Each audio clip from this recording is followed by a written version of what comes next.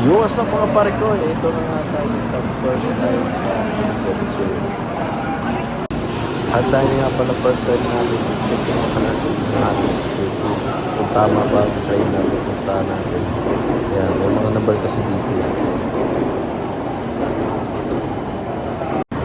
At ito nga pala yung lugar kung saan pwede kang magpahinga kung hindi mo pa schedule ng pag-alis. Hello mga pare ko. Mga pala yung asawa ko napakasungin.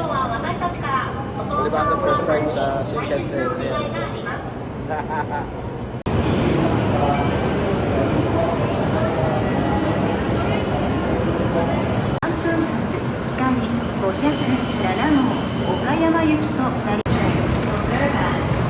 Pala, labing-anim yung ang tawag yan? Labing-anim na na car? 16 cars. Ayan, from 1 to 16. Ayan na, papasok na kami mga parikoy. Ayan na yung aming tren mga parikoy. Ayan. Ayan na tayo sumakay. Labing-anim na car to. Ayan.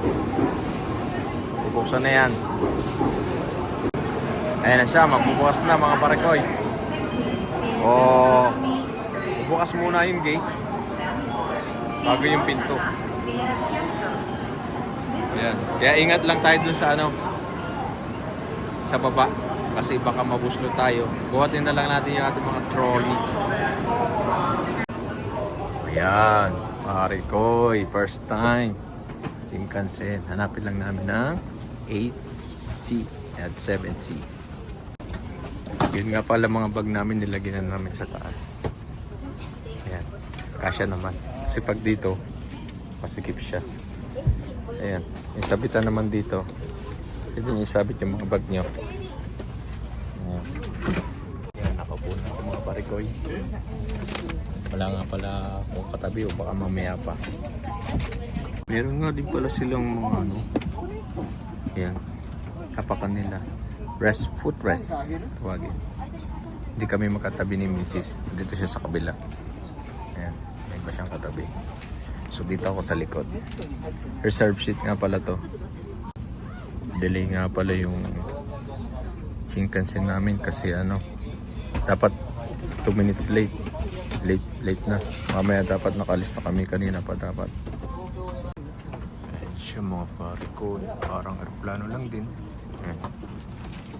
Likuran. Maluwag pa. Biyahe nga pala to, may mga titigilan din kami. Sibat kung tawagin. Iyan mga pare ko, lumarga na nga pala kami. Time check 18:19. 5 minutes late. 5, 6, ayan. Wala akong katabi sa ngayon pero for sure mamaya meron yan. Kasi ang biyahe namin is from Tokyo to Shin, Osaka. So may mga stop pa to. Yan.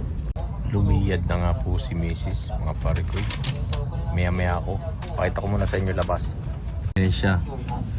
Yung labas medyo babagal pa. Pero mamaya tulin na rin.